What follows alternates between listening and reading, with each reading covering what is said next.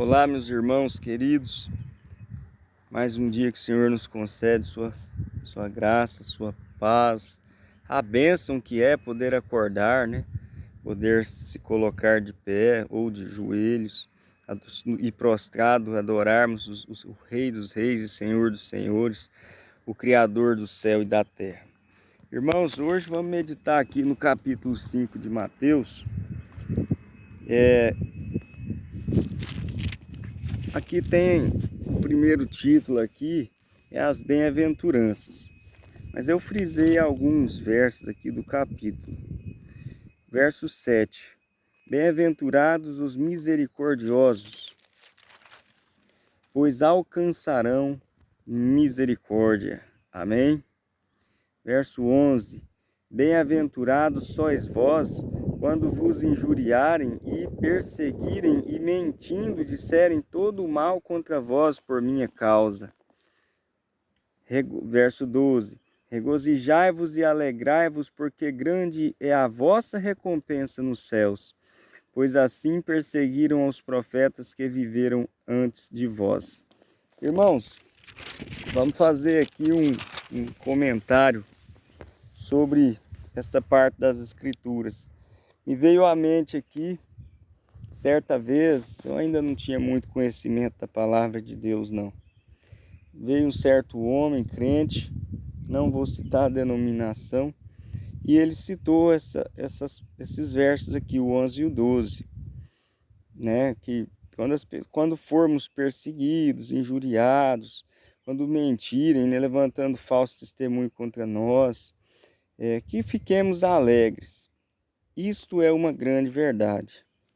Nos alegremos em Cristo, nos alegremos pela vida que Ele tem para nós. Porém, irmão, esse irmão não era bem um exemplo de cristão. É claro, eu sei que nós somos pecadores, e até que Jesus venha e nos revista da incorruptibilidade, nós somos falhos, mas nós lutamos. Nós temos a lei do Senhor como a nossa lei, né? Uma lei de vida, uma lei que manifesta nela o caráter divino, e esse é o caminho. Quando Jesus diz que Ele é o caminho, é porque é pela sua lei que nós nos santificamos, através da sua palavra. Amém?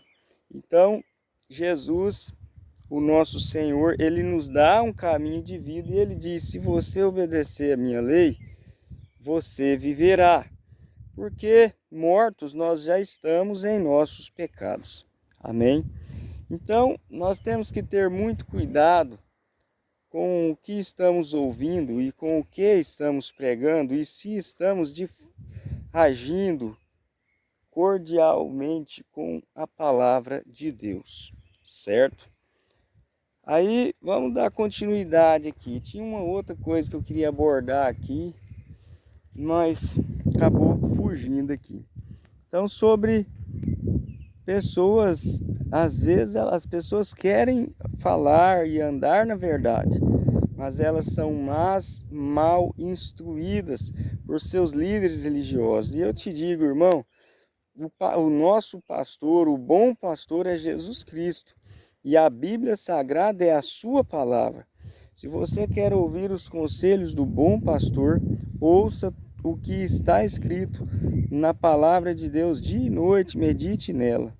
Ou seja, sempre que puder, tire tempo para as coisas do alto, porque aqui o terreno tudo é passageiro, mas as coisas do alto não. As coisas de Deus são eternas. Verso 14. Vós sois a luz do mundo. Não se pode esconder uma cidade construída sobre um monte. Irmãos, se nós somos a luz do mundo, nós iluminaremos o mundo com uma palavra do Senhor. Nós vamos ser luz em meio às trevas, porque há um conflito cósmico, irmãos, entre o bem e o mal, onde os poderes celestiais pelejam por nós, enquanto os poderes infernais pelejam para nos destruir, tá? Então, destruídos nós já fomos, desde que o pecado entrou no mundo. Mas Jesus, ele veio nos resgatar. E é em nome de Jesus que eu declaro a salvação em Cristo Jesus para mim e para você, no nome de Jesus. Amém? Então vamos ser luz neste mundo, vamos ser exemplos de Cristo. Eu já vi gente dizer assim: eu sou crente, mas eu não sou besta, eu não sou otária. Isto é palavreado, irmãos, de crente.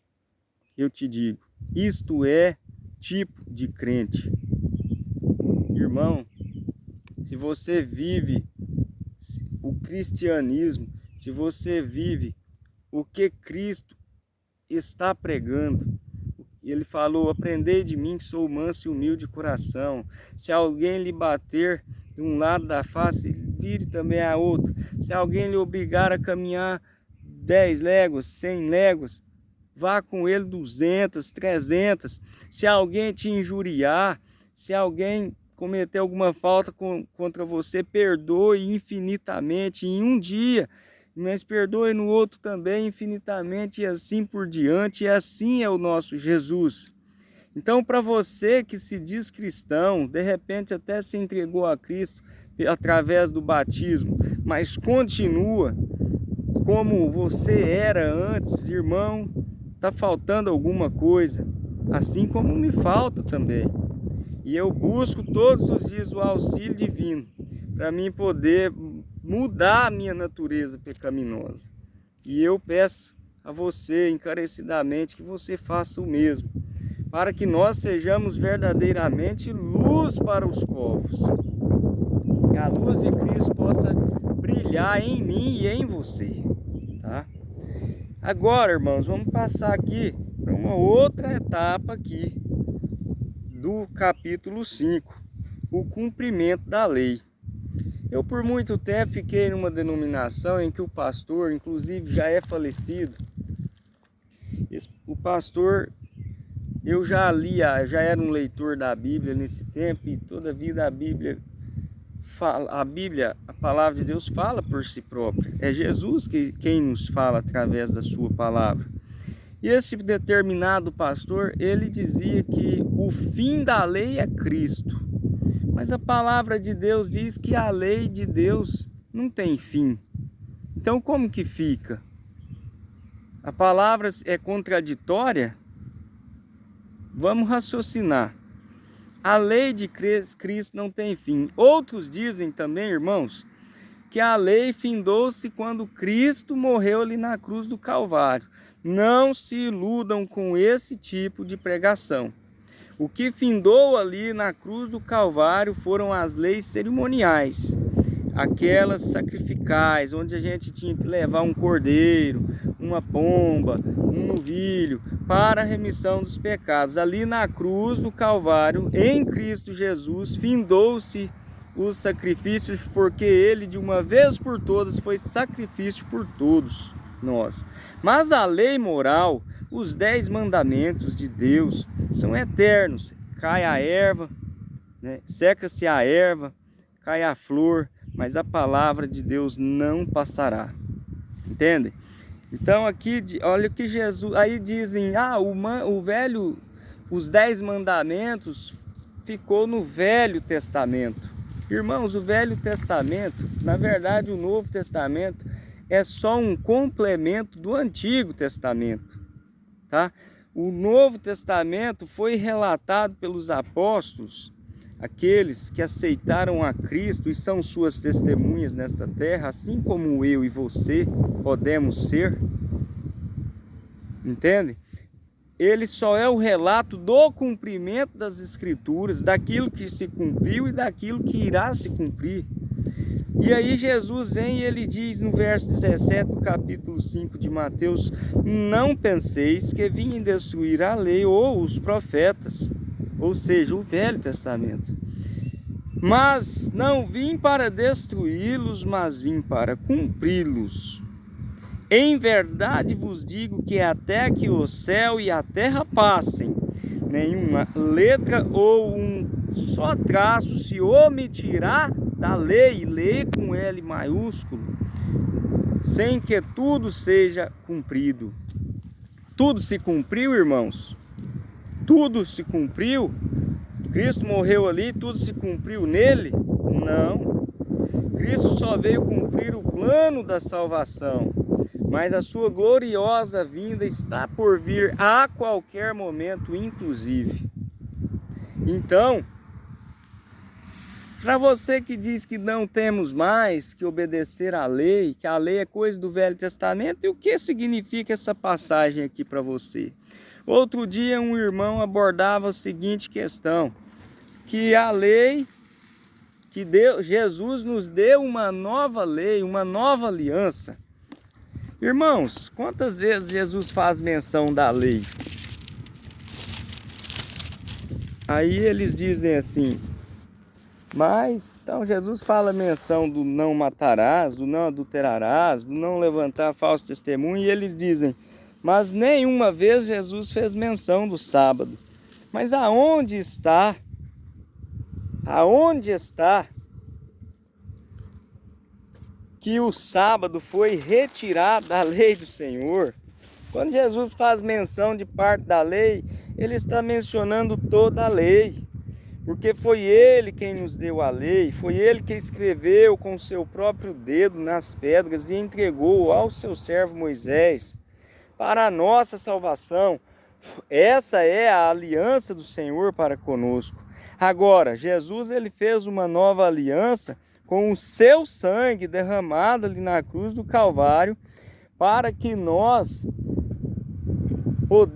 termos comunhão com Ele, para que Ele pudesse interceder por nós, para que nós tivéssemos a oportunidade de salvação. Não somos salvos pela lei, irmãos, não somos, porque senão nós poderíamos nos engrandecer e acharmos que somos dignos de salvação, sendo que nós já estamos condenados. Amém?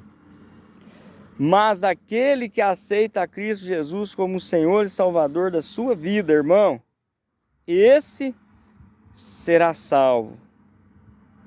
Não porque nós somos dignos de salvação, mas porque Cristo se deu em favor de mim e de você. Mas tem uma questão aí, que tem que ser observada, e que as pessoas hoje em dia estão desprezando.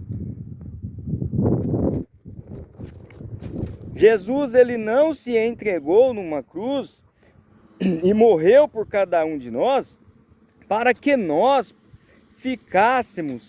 vivêssemos continuamente em pecado. Pelo contrário, ele morreu na cruz do Calvário para que nós nos reconciliemos com ele pelo seu sangue, que foi derramado em favor de nós, para que nós sejamos lavados pelos nossos pecados. Aí eu te digo, se não tem lei, irmãos, a lei, o pecado é a transgressão da lei. Se não tem lei, não tem pecado.